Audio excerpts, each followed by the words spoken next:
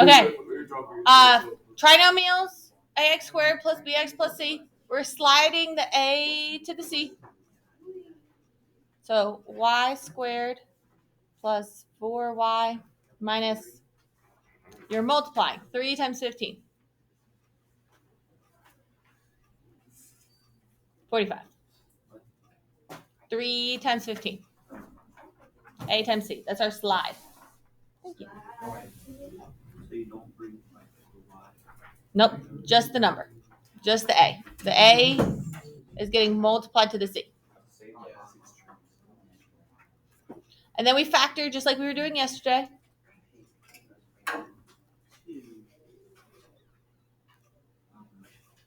Not 2. Which one are we doing? 9. Yeah, but like under which thing? Ax squared. Oh wait, is it 5 and -9?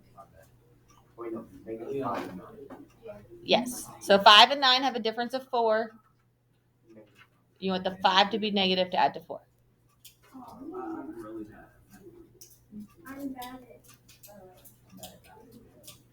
So y minus 5, y plus 9. Am I going too quick? Yes, please. Yes. Okay, I'll slow down. Yes, please.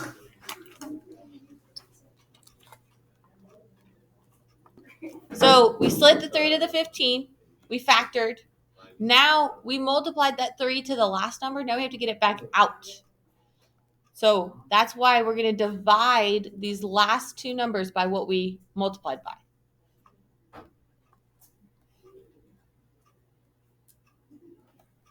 So that's the divide step. So we have slide, factor,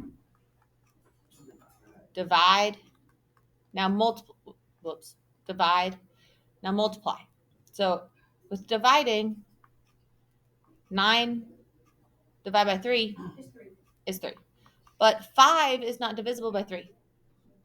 So we're going to multiply that to the y. So 3y minus 5. This is definitely cheating. This is for real cheating. This is the non-logical way to do this work. But that works every single time, and it's the quickest way to learn. Wait, so you wouldn't accept that on the test? I'm teaching you it. I'm teaching you the quickest way to get to the answer instead of the most logical way, which multiple steps. But because it's the cheating way to do it, I do want you to make sure your answer makes sense. So 3y times y does give me 3y squared. I'm not going to tell you to check your answer, but you should do this at least in your head, if not on the paper. 3y times 3 is 9y. Negative 5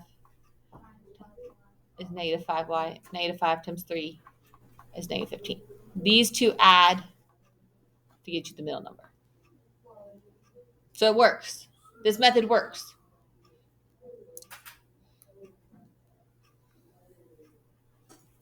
But it's like the short. Yep. Slide the 2 to the 3. Factor it.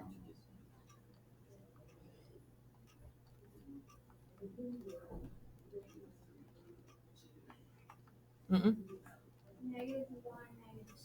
-1, -6.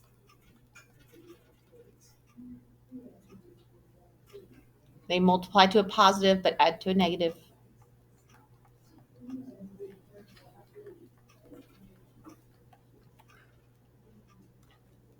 So why I want you to check it? Because right here, if you're like, all right, I factored, I'm done.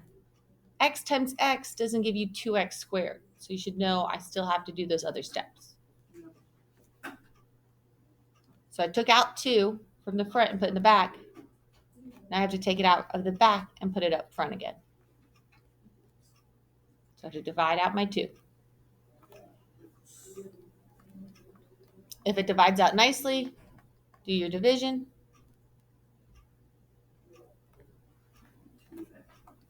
If it does not divide, like -1 over 2 doesn't divide, so I'm going to move the 2 up with the x.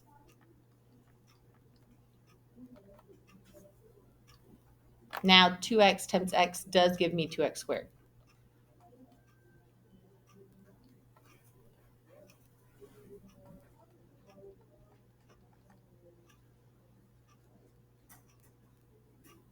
To check it, you would distribute or FOIL. 2x times x, 2x times -3.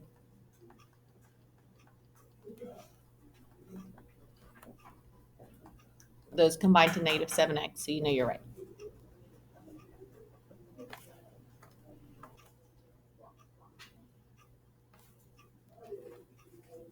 You get m plus 1,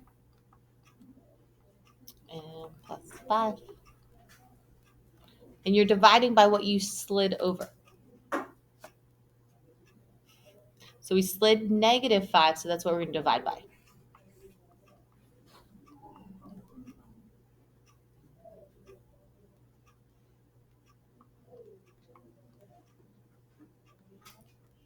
Five and -5 divide nicely, so -1. But your first parentheses does not.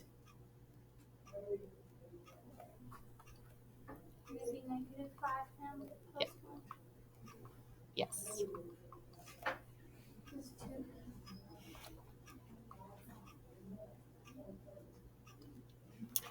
And with ones that has negative up front, I just really make sure you go back and check so your signs are right. -5m times m is -5m squared. -5m times 1, positive 5m, positive 1m, -1. Yep, that combined to 6, so you know you're good. Yeah. Some people can check in their head and like don't even show this. Really? Mm-hmm.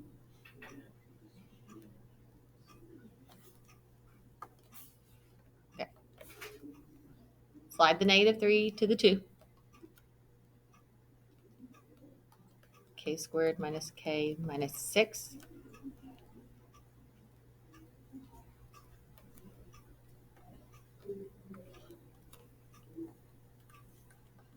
What multiplies to your constant, -6, and adds to the coefficient, -1.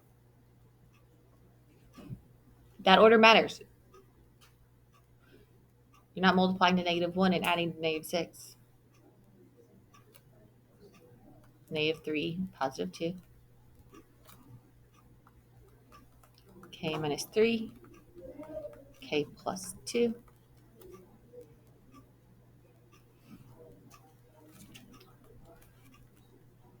We're dividing by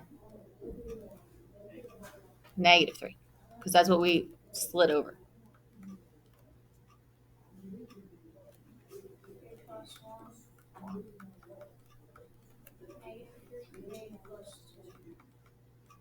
Sure.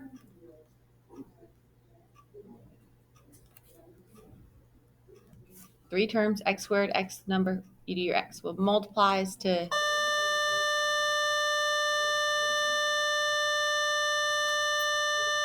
what multiplies to 9 and adds to 6. 3 and 3. So instead of writing it, why this is special, because instead of writing it as x plus 3, x plus 3, x plus 3 squared.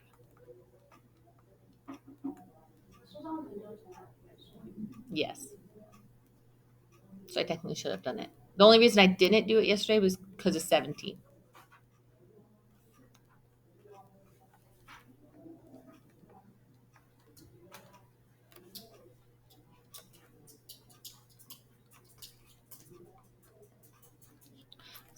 You have to see what A is and what B is.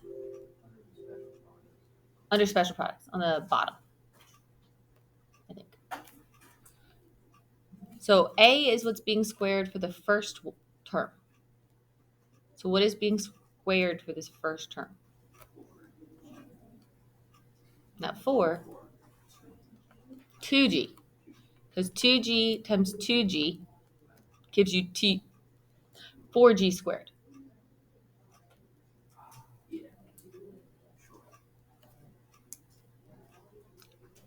What about h squared? How do you get h squared? H and h.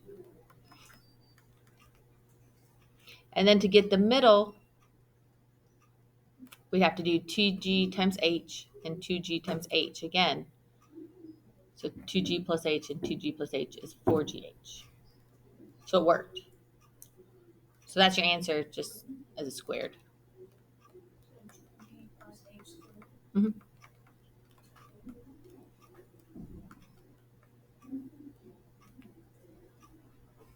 And it took me a very long time to figure that out. And I still don't think it's taught well, but it works. You'll have more like 16, 18, and 19 on your quiz tomorrow, not 17.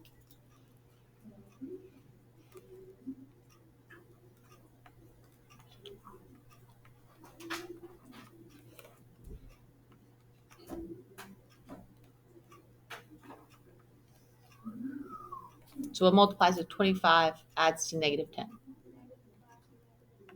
Negative 5, negative 5. So x minus 5,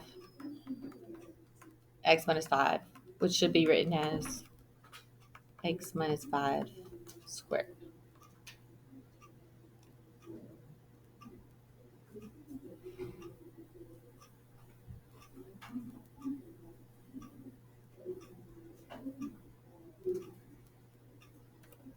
I expect you to actually factor it out with your x and not just see that a is x, b is 5, 2 times 5 times x gives me negative 10, and jump straight to your answer.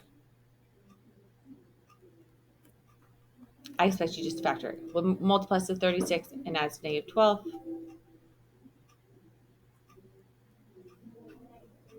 Negative 6 and negative 6. Negative 6 and negative 6.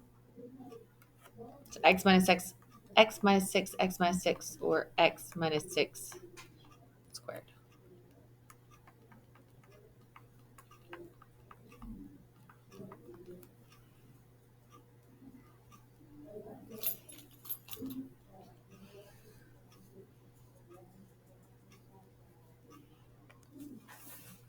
So when you're doing all factoring, it just says factor. Always look for a greatest common factor first. If your greatest common factor is 1, you can skip that step.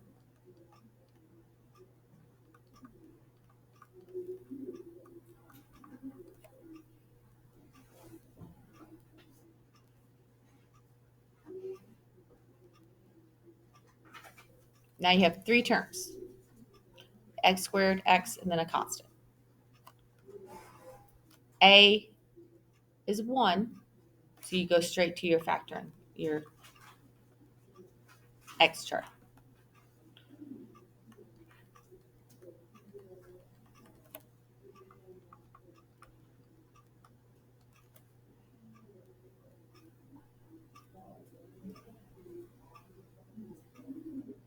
X minus 2 or X 5. So you get 5 negative 2. Yep. So x plus 5, x minus 2.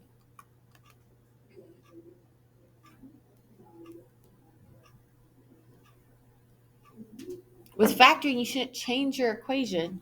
So x times x gives me x squared, but we have to keep that multiple of 4 here.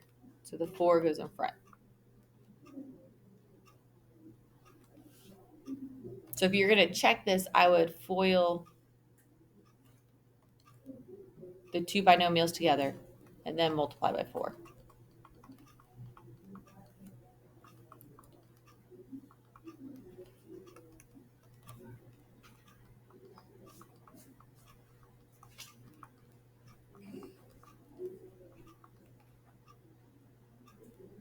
And then distribute.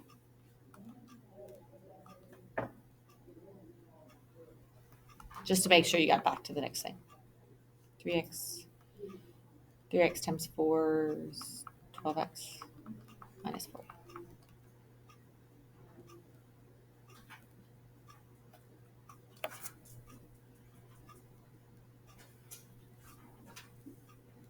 Because if you left that 4 off, you would have just had x squared plus 3x minus 10. So that always remember to put your greatest common factor in the front of your factored form.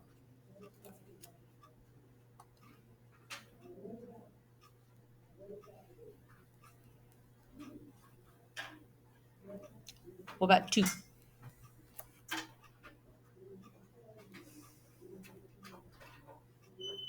Does 8 go into 32? Okay.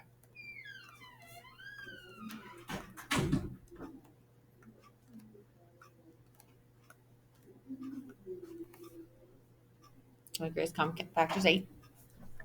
Makes all my numbers smaller.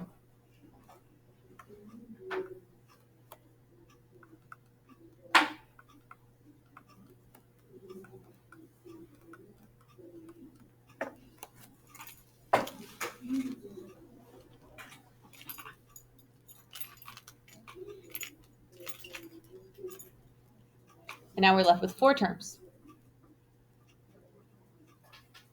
How do you factor 4 terms?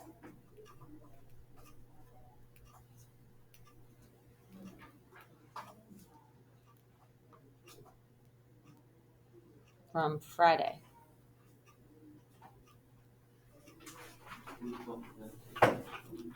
Group them. Group the first 2. Group the last 2. Take out their greatest common factor.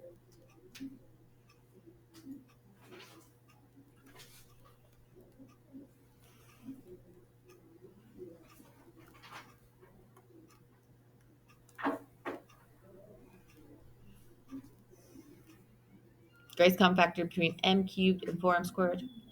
M squared. They both have 2 m's in common. So yeah. I have 3. I'm taking 2 out. I'm left with 1. I have 2. I'm taking 2 out. I'm left with 0. And your greatest common factor you put in the front, remember? Greatest common factor of the second parentheses, -1. If you said +1, that'd be fine, but after you divide, your parentheses wouldn't be the same. And that's what we're looking for. We want our parentheses to be the same.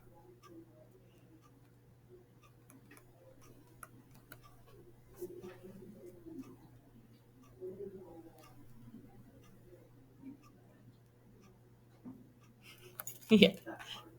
M plus 4 and m plus 4 is in common, so you factor that out. M squared minus 1 is what's left over.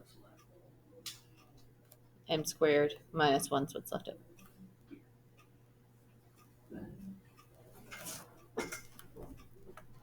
We actually are not done there. There's one more step. You gotta add the 8. Oh, there's 2 more steps. Yes, we have to add the 8 back.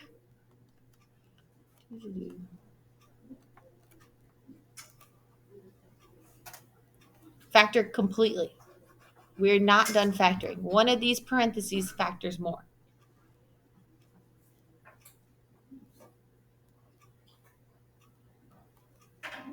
M squared minus 1 is the difference of squares. M squared is a perfect square, 1's a perfect square, and you're subtracting. So m squared can get factored into m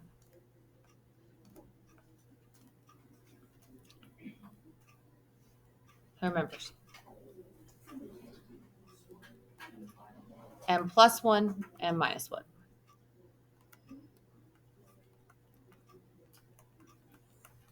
And that's your final answer.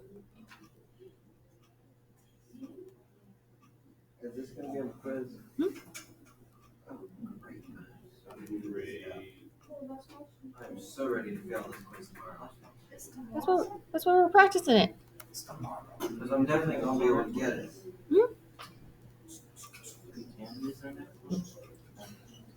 Okay, well then I'll just write this equation down on my hand. I'll get it tattooed on my hand. A plus b, a minus b? Yes. Yeah. So that I can use it. It's the only logical explanation. I mean, you gotta do what's logical, right? It's the only logical way to be able to pass the test. Exactly. It's called dedication. Instead of practicing it. Exactly. Yeah.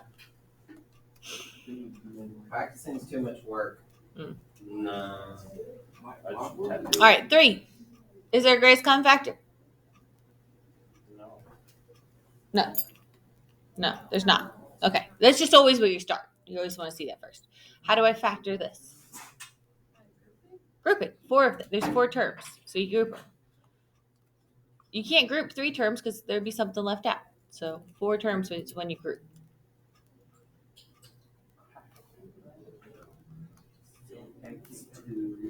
x2. I hear you.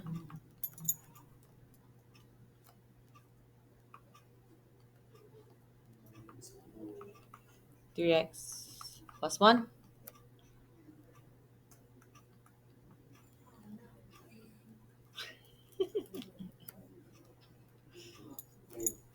-4. Nice job. If you had done positive for your parentheses, wouldn't match. It's just bad. Yeah.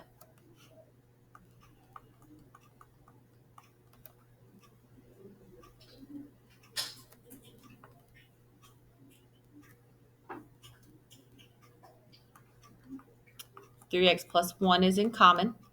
So I take that out. X squared minus 4 is what's left over.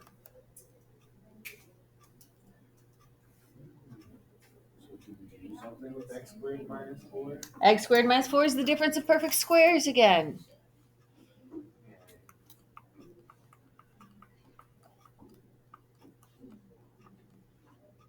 Has to be difference. Has to be minus. X squared is a perfect square. What's the square root of x squared? What's the square root of 4? 2. One's plus. One's minus. No. These can be jumbled around as much as you want.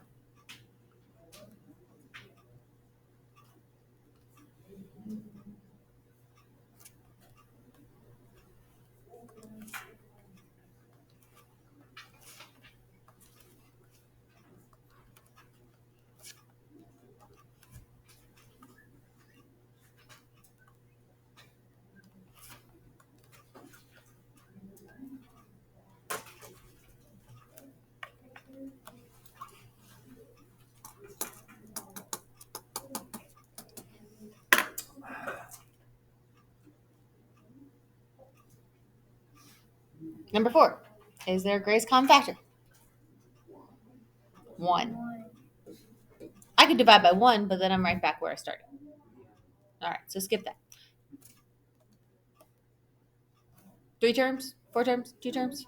2 terms. Is it the difference of squares? Wrong way. My bad. Is 81 a perfect square? Oh, yeah. Is x to the 4th a perfect square? Yeah. Is 1 a perfect square? Yes. Are you subtracting? Yes. Then it is the difference of squares. So what is the square root of 81x to the 4th? Minus 2. Yes.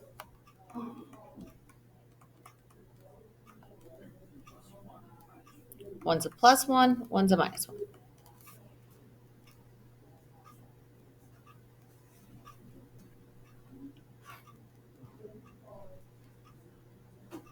Nine x squared is a perfect square. One's a perfect square. But the first one's addition. So it's not the difference of perfect squares. So the first one we can't do anything with. Because it's not addition. It's because it's not subtraction. It has to be subtraction. But the second one is subtraction, so we can do it again. 3x plus 1, 3x minus 1. That's as far as we can go.